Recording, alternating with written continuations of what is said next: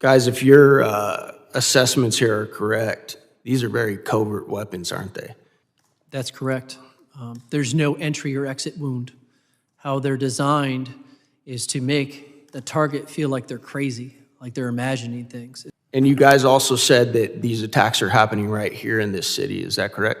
I mean, there have been some that have gone public with respect to Washington, D.C. I think it was Mr. Grozev said you spoke to a Russian agent who said that they believe that Americans are using these same weapons on them. Is that correct?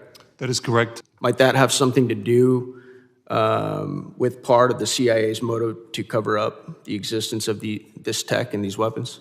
That is a very logical possibility. Thank you. Mr. Chairman, I yield back. The gentleman yields. Chair now recognizes the gentleman from New York, Mr. Goldman, for his round of questioning.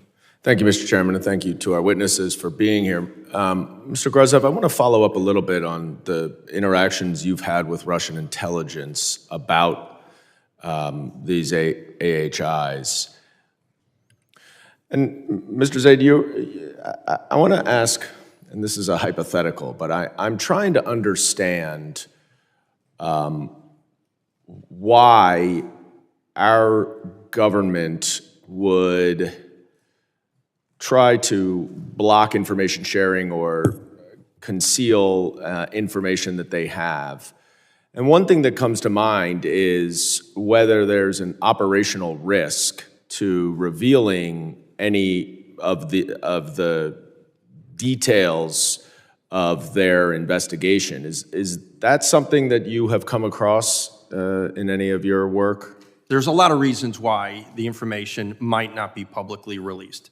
And I do think that's something we could address more in a classified environment to explain that. But there are understandable reasons why the U.S. government has not revealed much of what it knows. There's some long-term things that needs to be done in terms of new acts. But in the short term, we need to do things like implement the original Havana Act. Yeah. DOD still hasn't done it. They still have not implemented the Havana Act. And we need a VA diagnostic code. Thanks to the VFW brothers and sisters that are here today and for your meeting earlier, we don't have a VA diagnostic code for the 500-some DOD survivors. Yeah. How are they going to get long-term care and disability without that? Yeah. Well, I hope this issue you see in a room that is often contentious, explosive, volcanic, that you've got members on both sides who first honor and salute the victims and want to do everything we can to make sure that they're made whole, and if they can return. And then, of course, as the victims have wanted to do, make sure we do everything possible to prevent anyone else from suffering from this. And I yield back. Thank you, Chairman.